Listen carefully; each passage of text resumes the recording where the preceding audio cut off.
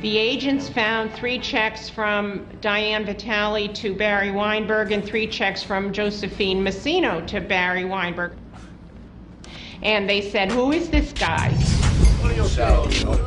Some of the key players were known to the FBI. Diana Vitale was married to the underboss of the family, Sal Vitale. Yeah, he's Joe Massino's right-hand man. He's his brother-in-law. He's his number 2 guy in the crime family. He's the guy who helps Joe make major decisions, and he's the guy who Joe trusts to take care of important things that have to be done. And his sister was Josephine Massino, the wife of the boss. At the time, it was a close-knit family. The person they didn't know was Barry Weinberg. But they found it suspicious that the wives of the 2 most powerful men in the Bonanno crime family were writing checks to him. So they put him under surveillance and did a background check. Barry Weinberg was involved in the parking lot industry in New York City. He made a great deal of money buying and selling parking lot leases. He was also having daily meetings with members of the Bonanno crime family in Little Italy. And agents soon learned that Weinberg was in trouble with the taxman. Mr. Barry Weinberg? Yes? Can I speak to you, sir? He had failed to file income tax returns for years and owed millions of dollars to the government. With that information in hand, the FBI arrested Weinberg on January the 9th, 2001. Weinberg was brought to FBI headquarters in Manhattan for interrogation. What's going on? Mr. Weinberg, do you recognize that check? Yeah. Is there something you'd like to tell us? Within minutes, Weinberg agreed to cooperate. The FBI discovered that his relationship with the mafia was strictly one-sided. We learned Barry Weinberg was forced to sell parts of his interests in these parking lots to Josephine Massino and Diane Vitale at a radically reduced price. Weinberg was being extorted, and it was all being handled through the women of the Bonanno family. The men had put them out front. The men were hiding behind their skirts, and the women were in the trick box. So we would have a solid case against them and a less solid case against the men. But since Weinberg was so willing to cooperate, the agents felt they could bypass the women and go directly after the men through him. He even agreed to wear a wire. We need this. This is absolutely crucial. And they got him suited up and back out on the street within hours of his arrest. Doing it right? Yeah, you're doing the right thing. It's not a good feeling. It's an uncomfortable feeling because, you know, they're not going to hesitate killing you right there if you're an informant when they find the wire. So it's not comfortable. But that's how you gather the evidence to get an indictment and hopefully a conviction in court. Yeah, just remember, stick to the plan. You'll be in and out. Stick to the plan. Fortunately, Weinberg's personality was well suited to the task. You know, it was his way to be nervous anyway, so that the fact that he was hyperactive wasn't suspicious because that's the way he was. He went back to Nico for his regular meeting that day. You know, we wanted to prevent him having second thoughts, and the fact that he wired up, you know, it's like a commitment. For nearly a year, Weinberg stayed wired and recorded more than 80 conversations with members and associates of the Bonannos. The tapes revealed how they were extorting him, and they were heard talking about other crimes, past and present. I look all right? You're looking fantastic. The FBI's plan to go after Massino through the family's financial record seemed to be working. Be myself, right? Just be myself. It's worked every time. Okay, give me, I could do it. I could do it. I got this all the time. Yep. In return for his cooperation, Weinberg was never prosecuted for tax evasion and was placed in witness protection. pretty good. All right, job well done. The tape is good. We're done. Good.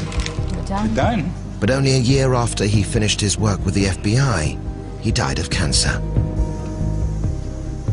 It was actually quite sad that he didn't live to see what he'd begun, but, you know, they say there are two things you can't avoid, death and taxes, and at least Barry got 50%. He avoided paying those taxes. In October of 2002, the FBI started bringing in members of the Bonannos one by one. Agents were now taking aim at Massino's underlings, but their main goal never wavered. They wanted the boss, and they wanted to solve the event that got him going, the triple murders of long ago. The most important captain that the agents interrogated was Frank Copa. He was a high-ranking member of the family who made millions for Massino through what's called pump and dump schemes. People who were involved in the stock market would artificially pump the value of the stock up, and then when the time was right, the people who were in the know would sell all their shares and the price of the stock would collapse. So that would be the dump part. Frank Copa was a very good moneymaker for the mob. Although he had never been convicted of a violent, a traditional organized crime, he knew where the bodies were buried. Copa was already in prison serving time on racketeering charges. The FBI hoped new extortion charges stemming from the Weinberg investigation would convince him to cooperate. We have list after list of evidence against you. Names, people that... Copa by that time was, I believe, in his early 60s, and he had many illnesses that he felt that he was going to, if he got another 6 years tacked on, he was going to die in prison, and he did not want to die in prison. All right, okay, I'll do it. Frank Copa broke. His decision to turn against his family was another critical event for the FBI and a monumental betrayal for the Bonannos. This was the first time ever that a made member of the Bonanno family at any level cooperated with the government. What started with the discovery of a few handwritten checks had now grown into a full-scale assault on the Bonanno family. The FBI was inching ever closer to the triple murders and, as a result, to the infamous mob boss, Joe Massino himself.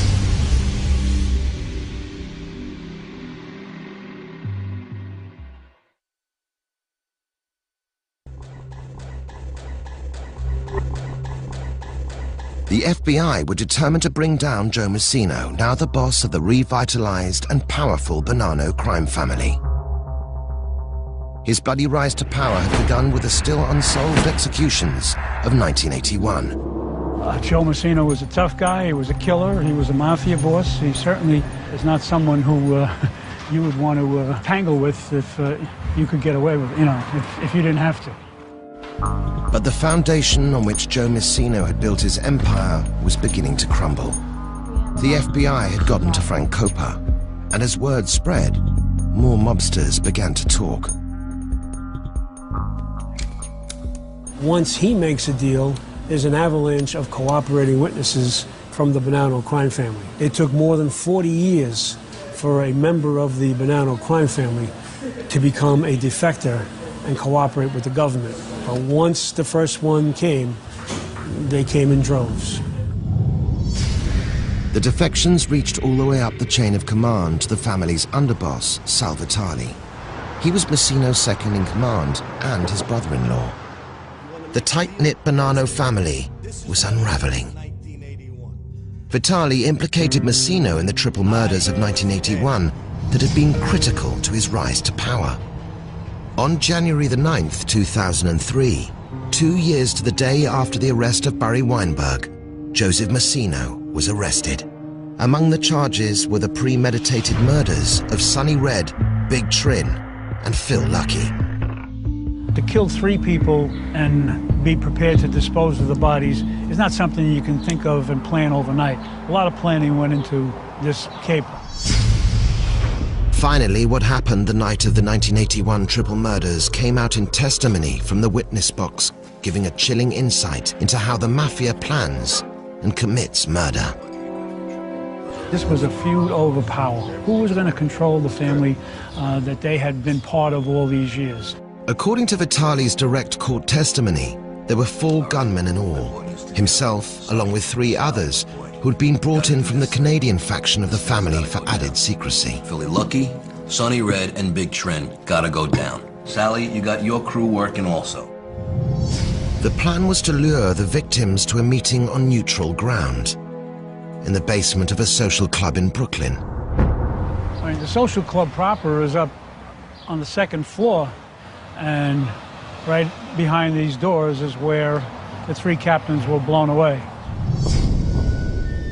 In court, his men revealed that Massino had set a trap by calling for a sit-down to resolve conflicts. The Mafia Code dictated that mobsters had to attend these meetings and had to come unarmed. But Massino wasn't playing by normal rules.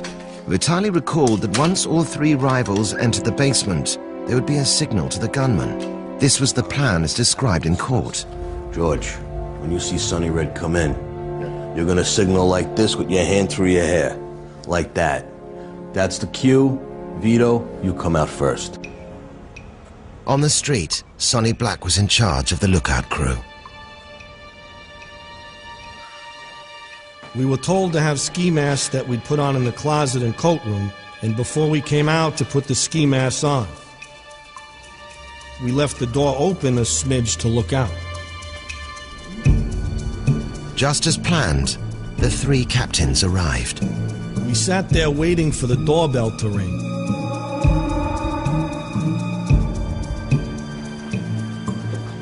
We seen Trini enter, Phil Lucky. Hey, Sonny. It's good to see you. Sonny Red.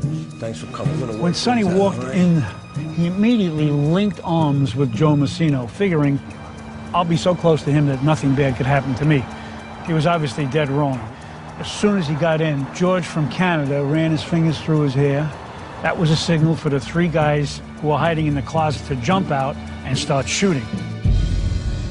Everybody froze except Big Trin, who charged the shooters. Then Phil Lucky was mowed down. Finally, Sonny Red was hit. Sal, who had not fired a shot, described the bloody plot's end. I seen George pull out a gun and shoot him on the left side of the head.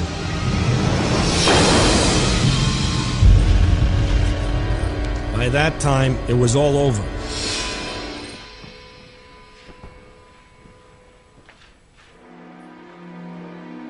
Big Trin, Philly Lucky, and Sonny Red were blown away. All of a sudden, there were 3 less Bonanno family skippers, and Joe Massino was in control of the most powerful faction of the Bonanno crime family. The bloodbath was over. Massino's elaborate murder plot had gone off without a hitch. Another crew descended on the gory scene for the cleanup. Having so many different men involved in the triple murders was part of Massino's plan. They were placed by the door waiting for Big Louie to take the truck into position to take the 3 bodies and put them in the van. The van left the Brooklyn murder scene, destined for the gangland graveyard and the disposal of the 3 dead men. In 1981, it was a great idea having so many guys, made them bond together, and it gave Joe a little bit of security in that none of them was going to end up talking about it because they were all involved in a triple homicide. 20 years later, it turned out not to be such a smart idea. Pretty much Massino's entire crew took the witness stand and testified, he did it, he did it, he did it, he did it, he did it. It had taken 20 long years, but the FBI had finally convinced Massino's crew to turn against him. On July the 30th, 2004, Joseph Massino was convicted of murder. But the story did not end there. Facing certain life in prison and the possibility of the death penalty, Massino decided to cooperate